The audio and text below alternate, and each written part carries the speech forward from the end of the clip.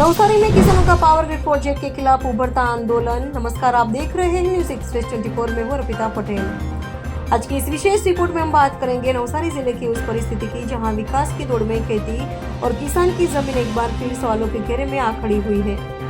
नवसारी जिले में power grid corporation of India limited द्वारा एक उच्च क्षमता की 400 के बिजली लाइन बिछाने का कार्य जारी है, लेकिन इस कार्य के लिए जिन खेतों और जमीनों से लाइन गुजारी जा रही है वहां के किसानों का आरोप है कि न तो उन्हें पूर्व जानकारी दी गई है, न ही मुआवजा तय किया गया है। अब जब टावर उनके खेतों में गाड़ दिए गए हैं तो वे अपने ही खेतों में असहाय खड़े हैं।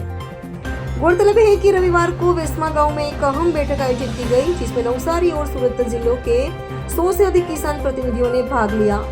बैठक का उद्देश्य था एकजुट होकर सरकार से यह मांग रखना कि खेतों से गुजरने वाली बिजली लाइनों के बदले किसानों को उनके जमीन का समुचित, पारदर्शी और वैधानिक मुआवजा मिले। किसानों का यह भी कहना है कि इस तरह की अधोसंरचना परियोजनाएं भले ही राष्ट्रीय हित में हो, लेकिन जब इसके लिए किसी भी पुश्तैनी जमीन प्रभावित हो तो उससे किसान का एक हक और अधिकार भी उतना ही महत्वपूर्ण हो जाता है।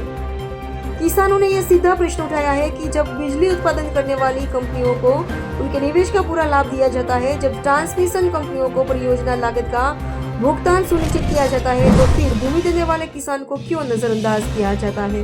किसानों की यह भी मांग है कि जैसे पूर्व में एक्सप्रेस हाईवे और बुलेट ट्रेन जैसी परियोजनाओं के लिए किसानों को जनता दर से अधिक मुआवजा प्रदान किया गया था, वैसे ही इस प्रोजेक्ट में भी वही नीति अपनाई जानी चाहिए।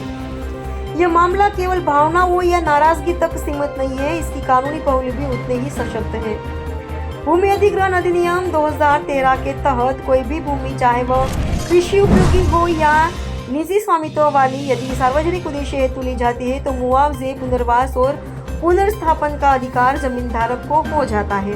इसके अलावा विद्युत अधिनियम 2003 के अनुसार पावर कंपनियों को ट्रांसमिशन लाइन बिछाने की अनुमति दी जा सकती है, लेकिन प्रभावित क्षेत्र के किसानों को उचित क्षतिपूर्ति देना कानूनी रूप से अनिवार्य है।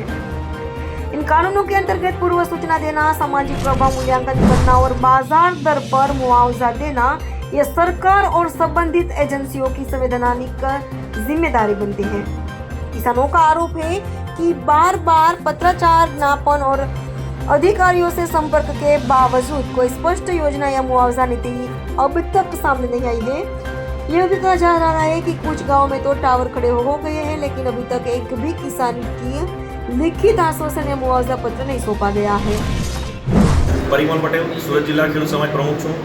आज रोज नवसारी जिल्लाના વેસમા ગામે જે 765 કેવીની મહાકાય લાઈનો નવસારી જિલ્લામાંથી પસાર થઈ રહી છે એની દુઃખ અને પીડા માટે સૌ ખેડૂતો ભેગા થયા હતા અને એ લોકોનો ખૂબ જ મોટો આક્રોશ છે કે જ્યારે પાવરગ્રીડ જે કંપની લાઈન ઇન્સ્ટોલ કરે છે એને પૂરેપૂરા પૈસા મળે છે, અડાણી જે પાવર પ્રોડ્યુસ કરવાનો એને પૂરેપૂરા પૈસા મળે છે, તો શા માટે અમારી જમીનને અમને વળતર આપવામાં નથી આવતા અને એના માટે આગળ શું કરી શકાય અને રણનીતિ નક્કી કરીને સૌ ખેડૂતોનું સંગઠન કરવા માટે ભવિષ્યના સૌ વિચાર કરીને શું કરવાનું એ બાબતમાં મીટિંગ થઈ છે અને સર્વ ખેડૂતોએ નક્કી કર્યું છે કે જ્યાં સુધી વળતર બાબતમાં સરકાર તરફથી કોઈ વ્યવસ્થિત પગલાં લેવામાં નહીં આવે ત્યાં સુધી અમે અમારા જિલ્લામાં પણ સુરત જિલ્લાની જેમ આ લાઈનનું કામ અટકાવીશું।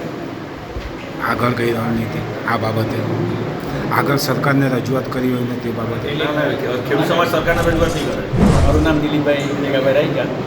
મરોલી વિસ્તારની અંદરથી 4 જેટલી પાવર ગ્રીડની લાઈનો પસાર થઈ રહી છે, 3 765 કેવીની અને 400 કેવીની।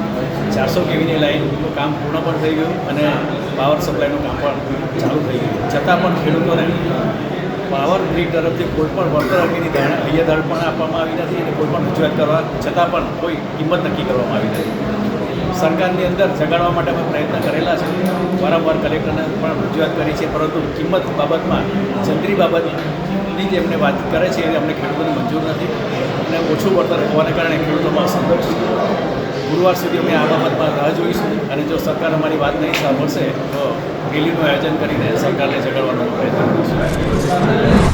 अब किसानों ने स्पष्ट कर दिया है, अगर सरकार समय रहते न्यायोचित समाधान नहीं लाती तो वे नवसारी जिले में आंदोलन को तेज करेंगे और जरूरत पड़े तो प्रोजेक्ट के निर्माण कार्य को भी रोकने की रणनीति अपनाई जाएगी, जैसा सूरत जिले में पहले देखने को मिला था।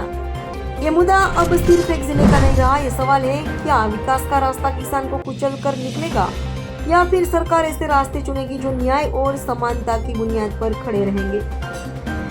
नवसारी के खेतों में अभी भी टावर खड़े हो रहे हैं, लेकिन किसान अपनी जमीन के अधिकार पर अभी डटे हुए हैं। हम इस पूरे घटनाक्रम पर नजर बनाए रखेंगे और हम हर पक्ष की बात निष्पक्ष रूप से आप तक पहुंचाते रहेंगे। फिलहाल के लिए इतना ही। मैं हूं अर्पिता पटेल, आप देख रहे हैं न्यूज़ एक्सप्रेस 24। नमस्कार।